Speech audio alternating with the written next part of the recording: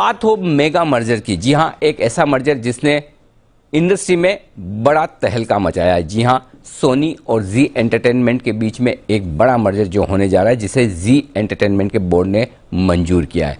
अब बड़ा सवाल है कि जब मर्जर बहुत बड़ा है, इसके इम्पैक्ट बहुत ज़्यादा है, तो फिर आपको इसको अच्छे तरीके से समझने और इसके असर पर राय भी उन लोगों से लेनी चाहिए, उन एक्सपर्ट से लेनी चाहिए जिन्होंने जिंदगी भर इस काम को बहुत बखूबी किया है। जी हाँ, हमारे साथ जुड़ रहे हैं कार्यक्रम में बाजार के जाने माने एक्सपर्ट, कॉरपोरेट को एडवाइस करने वाले जाने माने विशेषज्ञ, इकोनॉमी की गहरी पकड़ रखने वाले वल्लभ भंसाली साहब, एनाम सिक्योरिटीज के चेयरमैन, जिन्होंने एक नहीं ऐसी कई सारी डील्स की हैं और अपने आंखों से, अपने हाथों से किए, देखी है। आइए उन्हीं से समझते हैं इस बड़ी डील के क्या है मायने। भंसाली साहब, बहुत बहुत धन्यवाद जी बिजनेस के दर्शकों से बातचीत करने के लिए, अपना वक्त देने के लिए।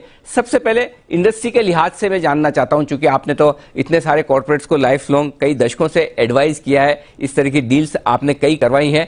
ये जो डील हुई है इंडस्ट्री के लिहाज से, स्पेशली मीडिया और एंटरटेनमेंट इंडस्ट्री के लिहाज से क्या मायने रखती है, एक बार ये बताएं सर। दो बातें हैं। एक तो मैं जी टीवी के पहले दिन से जुड़ा हुआ हूँ इस कंपनी के साथ। इसे बनाने में इसका न जाने कितने मुकाम मैंने देखे हैं पिछले 10 वर्षों से, तो मैं रिटायर्ड हूँ। दूसरी बात कि ये दो बहुत एंटरप्राइजिंग कंपनीज आई है साथ में।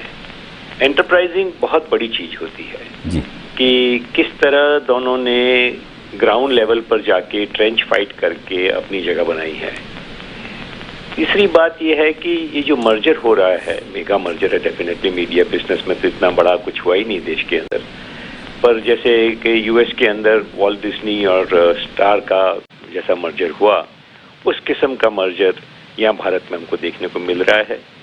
तो मर्जर का जो ट्रेंड है कि जैसे जैसे इकोनॉमी मैच्योर होती है, कंज्यूमर मार्केट डेवलप होते हैं, तो कंसोलिडेशन देखने को मिलता ही है।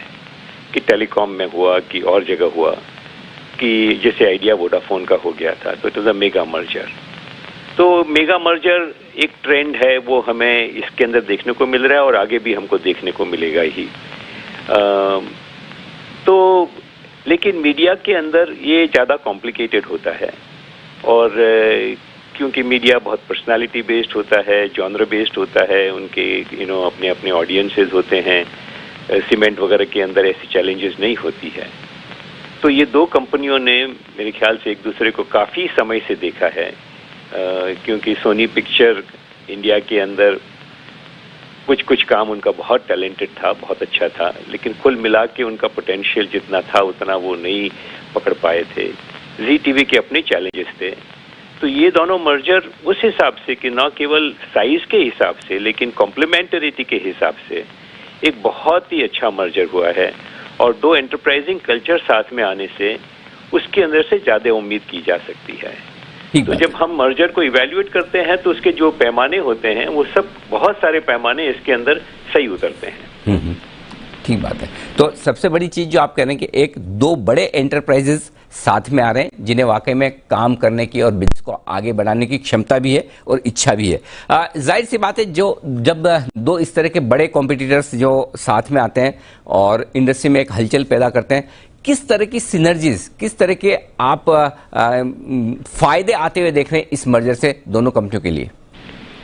देखिए कि एडवर्टाइजर को अब जो प्रपोजल मिलेगा कि regional, vernacular, across all genres, sports हैं, न्यूज़ हैं, और जो लैंग्वेज की कैपेबिलिटी है हिंदी की सारी, जी की, तो एडवर्टाइजर के लिए तो एक बहुत ही पावरफुल और बहुत अच्छा प्लेटफॉर्म एक तैयार हो जाएगा। वैसे जैसे सोनी की स्पोर्ट्स और ह्यूमर के अंदर बड़ी पकड़ है, और जी टीवी की फैमिली एंटरटेनमेंट की जो बड़ी पकड़ है, उन्होंने रीजनल चैनल्स उनके कई बड़ी पावरफुल हैं, तो जॉनर्स के हिसाब से ओवरलैप बहुत कम है, और वो बहुत मर्जर के हिसाब से बहुत फायदे वाली चीज होती है। और जो ऑपरेटिंग कॉस्ट हैं, वो ऑपरेटिंग कॉस्ट भी काफ़ी कम हो जाएगी, क्योंकि जो कॉर्पोरेट जो ओवरहेड हैं, कहीं जो रीजनल ऑफिसेज हैं जो कि रखनी पड़ती है, तो वो भी बहुत बड़ा फायदा होने वाला है। तो इसमें तो मुझे अधिकांश जगह ओवरलैप कम और फायदे ज़्यादा यही नज़र आते हैं अनिल। बिल्कुल। तो एक तो कॉस्ट सिनर्जीज जो होंगी और उसका बड़ा फायदा मिलेगा, खासतौर से कंज्यूमर्स के लिए फायदे की बात होगी, कंपनियों के लिए फायदे की बात होगी। लेकिन 4 और ऐसे इस पार्टीज हैं जिन्हें हम कह सकते हैं, जिनके लिए मैं राय लेना चाहता हूं। एक, माइनॉरिटी शेयर होल्डर्स हैं। दूसरा, इंस्टीट्यूशनल इन्वेस्टर्स हैं, जी एंटरटेनमेंट में ज्यादा हिस्सेदारी अब उनकी है। दूसरा, दो तरफ दोनों मर्जर होने वाली एंटिटीज, जी एंटरटेनमेंट और साथ ही सोनी। इन चारों के पर्सपेक्टिव से भंसाली साहब बताएं किसके लिए फायदे की बात है, किसको ज्यादा फायदा, कम फायदा या विन विन सिचुएशन में है ये सब के सब। देखिए, माइनॉरिटी तो एकदम उसकी तो बल्ले बल्ले है। हम देख ही रहे हैं शेयर प्राइस के अंदर जी कि 20% पे ऑलरेडी शेयर चल रहा है, मतलब 20% राइस को लेकर। और लोग अंदाज लगा ही रहे हैं कि जी टीवी का तो पुराना भाव अपने बूते पर ही क्या था, और अब ये मर्जर हो जाएगा तो आगे क्या होगा। तो आगे की तो बहुत अटकल नहीं लगा सकते शेयर प्राइस के हिसाब से, लेकिन माइनॉरिटी के हिसाब से बोर्ड का एक्सपेंशन होगा, कंपनी के अंदर प्रोफेशनलाइजेशन और एंटरप्रेन्योरशिप का एक अच्छा बैलेंस आ जाएगा। तो माइनॉरिटी तो हर हिसाब से, साइज के हिसाब से, उसके कैरेक्टर के हिसाब से, मतलब बिजनेस के कैरेक्टर के हिसाब से, बोर्ड कंपोजिशन के हिसाब से बिल्कुल उनको विनर होंगे, और मार्केट के अंदर ये दिख भी रहा है। तो आप ये कह रहे हैं कि माइनॉरिटी शेयर होल्डर्स को अब ये देखना चाहिए कि वो पुराने जी टीवी के शेयर को होल्ड नहीं करते, बल्कि एक ऐसी कंपनी को होल्ड करते हैं जो पहले से कहीं ज्यादा बड़ी है, कहीं ज्यादा प्रोफेशनल भी होगी, और एक विदेशी कंपनी, एमएनसी कंपनी का हिस्सा होंगे। Right sir? बिल्कुल बिल्कुल जी। एक और चीज जिसमें काफी चर्चाएं पिछले कुछ समय से चल रही थी, जो पुनीत गोयनका साहब हैं वो एमडी और सीईओ के पद पर बने रहेंगे। राइट, मैं इस पर भी आपसे राय लेना चाहता हूं, इसके क्या फायदे और नुकसान आप देखते हैं? देखिए, पुनीत का जहां तक नाम है इंडस्ट्री के अंदर, he was rated probably the best manager. तो द बेस्ट कहना तो मुश्किल होता है, लेकिन he was clearly rated very very highly, and it was a surprise move कि उसे हट जाने को कहा, लेकिन हर एक के अपने अपने कारण होते होंगे। तो पुनीत जैसे कि जब फैमिली की होल्डिंग कम भी हुई, तब भी shareholders gave a big vote of confidence in Puneet, and जी लगातार कंसोलिडेट होकर आगे बढ़ता रहा, मार्केट के अंदर उसकी पोजीशन अच्छी रही। तो ये कोई आश्चर्य नहीं है कि, क्योंकि मैंने कहा कि एंटरप्राइजिंग कल्चर है दोनों कंपनियों के, और उस एंटरप्राइजिंग कल्चर के अंदर ऐसा तो मतलब लॉजिकल लगता है कि पुनीत जैसा केपेबल व्यक्ति को उन्होंने चुना। अगर तो मैं ज्यादा तो क्या कहूं, क्योंकि मेरा उनसे संबंध है, तो कोई कॉन्फ्लिक्ट ऑफ इंटरेस्ट भी कहेगा, संबंध तो मेरा दोस्ती का ही है, लेकिन पुनीत को जो भी मिलता है उससे इम्प्रेस हुए बना नहीं रहता। तो ये मेरे ख्याल से शेयर होल्डर्स के लिए और दोनों सेट ऑफ शेयर होल्डर्स के लिए एक लॉजिकल डिसीजन है, इसमें कोई आश्चर्य की बात नहीं है। एब्सोल्युटली। तो जो इंस्टीट्यूशनल इन्वेस्टर्स शायद पहले ये सोच रहे थे कि मैनेजमेंट बदला जाए, अब उनके लिए ये बदलाव उनके लिए काफी राहत देने वाला, सहूलियत देने वाला होगा। अब एक और चीज जो शेयर होल्डिंग पैटर्न पर मैं आपसे पूछना चाहता हूं, 47% जी एंटरटेनमेंट के जो पुराने शेयर होल्डर्स हैं उनके पास हिस्सेदारी रहेगी, 53% के आसपास सोनी के पास हो जाएगी, और जी के जो प्रोमोटर्स हैं उन्हें 4 से 20% तक हिस्सेदारी ले जाने का एक रूम है, जब भी वो चाहें ले जा सकते हैं। इस अरेंजमेंट को कैसे देखते हैं सर आप? नहीं, क्लियरली ये रिकग्निशन है कि इस फैमिली ने इस बिजनेस को बहुत अच्छे से समझा है, और उनकी वैल्यू कितनी सोनी की नज़र में है। सोनी कोई नई कंपनी आज नहीं आई, सोनी भारत के अंदर कई सालों से है, और उन्होंने इसका परफॉर्मेंस, एक्सपेंशन, विजन सब अगर देखा है, तो ये तो बहुत ही कोई बिजनेस के अंदर किसी को फेवर नहीं करता। सोनी ने कोई शेयर होल्डर्स को, जी टीवी के प्रमोटर्स को फेवर करने के लिए ये बात नहीं कही है। वो ये देखते हैं कि उनका इन्वॉल्वमेंट होना कंपनी के लिए कितना फायदेमंद है। सोनी को ग्लोबल एक्सपीरियंस है, और ये जानते हैं कि एंटरटेनमेंट का बिजनेस कितना मुश्किल है, और भारत है, उसकी अपनी पिक्यूलियरिटीज हैं।